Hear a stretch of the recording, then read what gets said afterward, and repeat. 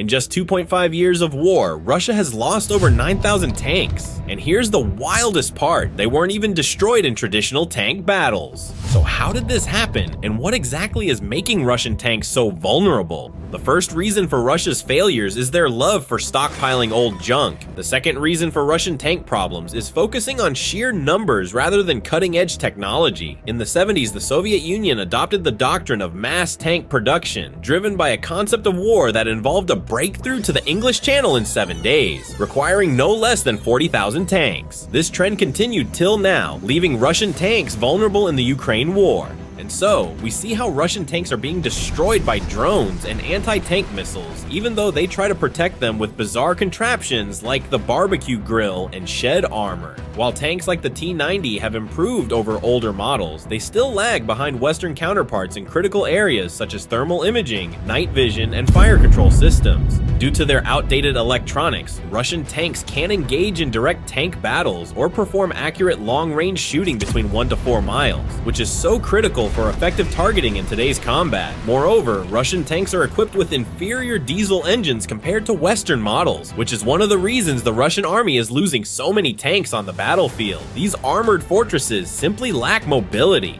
On top of that, many Russian tanks lack the advanced battlefield management systems found in Western tanks, which hinders real-time information sharing and coordination between units. But let's dive into real examples and uncover those flaws in brutal details, starting with Russia's most advanced tank, the T-90M ProRev. Before February 2022, the T-90M ProRev was hailed as such an elite, cutting-edge tank that it was reserved exclusively for Russia's prized divisions within the 1st Guards Tank Army, a force once touted as a looming threat to all of NATO, at least until it met its match in Ukraine. This war marks the T-90Me's first real combat debut, and let's just say, the tank's test drive didn't exactly live up to the hype. If you agree, go ahead and smash that like button.